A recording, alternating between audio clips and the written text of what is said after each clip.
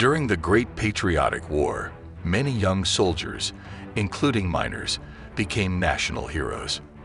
The exploits of the elderly are remembered less often, but the stories about them do not become less amazing. One of such stories is the fate of my grandfather, Vasily Isakovich Talas. Struggle with the Poles.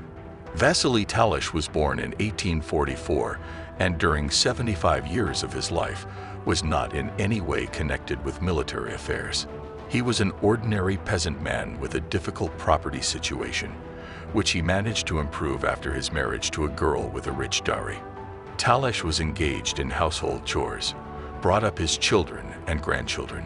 Such a quiet life lasted until 1919, when the Belarusian village where Talas lived was captured by the Poles.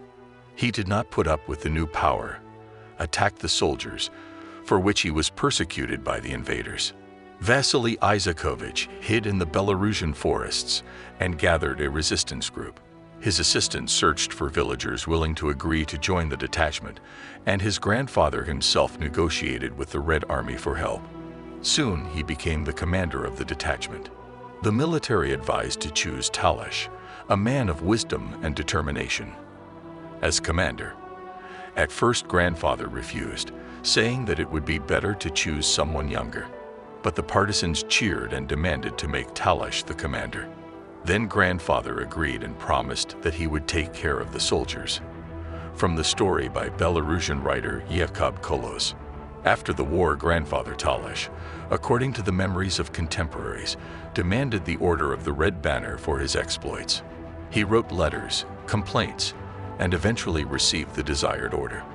In addition, a few years later, Kolos's novella Quagmire was published, after which Dead became a Soviet hero. Great Patriotic War.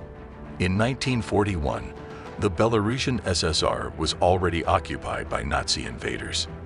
Vasily Isakovich was already 97 years old. Germans took his grandfather prisoner and took away the order. Soon Talas was released, and in 1942 grandfather had a plan to enter the battle again. For his relatives, he faked drowning and went to the partisan detachment. In the archives, there are documents according to which Vasily Talas demanded land for mowing for participation in the partisan detachment. Vasily Isakovich did not agree to take part in the partisan movement, as he felt resentment for the fact that in previous years he had had a cow confiscated from him and was deprived of the opportunity to work as a forester. Talas demanded a hectare of mowing for agreeing to participate. From the report of V. Pronin, head of the NKV department in Vilika region. In the detachment, he was not allowed to go into battle, but was used for agitation and raising the morale of the soldiers. Then he was sent to Moscow, where he also spoke to the soldiers, met with Kalinin and Kolos himself. In the capital, he was given new orders to replace the one that was taken away by the Nazis. Thus, Vasily Talas became a holder of the Order of the Red Banner of Combat and the Order of the Patriotic War. Grandfather returned to his native villages in 1943, when the Soviet Army liberated the Belarusian land.